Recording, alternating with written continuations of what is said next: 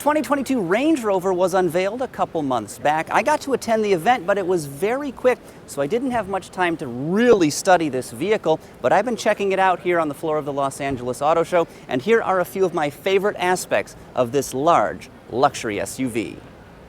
All right, the first thing I've got to talk about is the design, because this vehicle looks like nothing else on the road. I mean, it's not on the road, but you get what I mean. It is so clean. It is super minimalist, and I absolutely love it. I mean, the grille is proportional with the rest of the body. There's no superfluous trim or unnecessary lines stamped into the sheet metal. It's all very clean, super elegant. But there are also a few classic Range Rover styling cues here. The roofline tapers toward the rear, the sill rises up a little bit, and there are very strong shoulders here on the doors. Beyond that, they've flush mounted the glass, or very nearly flush mounted it, which looks extremely sleek, but this also helps cut down on wind resistance and makes the interior just a little bit quieter.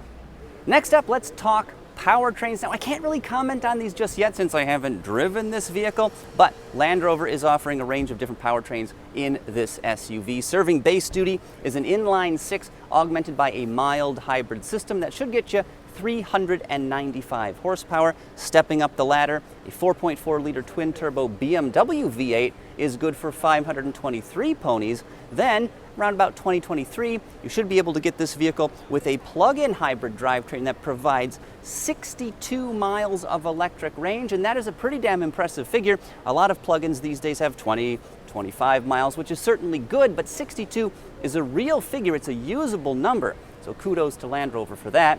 Finally, in 2024, an all-electric version of the Range Rover will be offered. That should be the highest performance model available, but Land Rover is not actually going for a bare-bones 0 to 60 time. It'll certainly have good performance, but what they're going for is silence and smoothness. One thing I really like about this vehicle is some of the in-cabin tech, and what we have here is a curved 13.1-inch infotainment display. It's super crisp and colorful. It also seems pretty snappy as I poke around here. It also has very strong haptic feedback, so wherever you're clicking on the screen, you get a very easily identifiable vibration, so it makes it feel like you're actually clicking on a physical button, which should be pretty helpful when you're driving. This is a Range Rover, so you expect it to be luxurious, but they knocked it out of the park for 2022. This vehicle is loaded with ultra premium materials. This leather is super soft, but beyond your traditional cowhides and wood furnishings, Land Rover is offering more sustainable materials. Leather that's been tanned in a more ecologically friendly way. You can get ultra fabrics, wool-based fabrics. Certain models are even available with ceramic accents, and I love that they're doing that. They're mixing things up with new materials, but materials that still feel super premium. The new Range Rover is offered in standard and extended length models, so you can now get this vehicle with a third row of seats and the ability to carry up to 7 people, which should make it pretty popular here in the US. Of course, you can also get it with a 5-passenger interior or a super luxurious 4-passenger interior, which is ultra comfortable.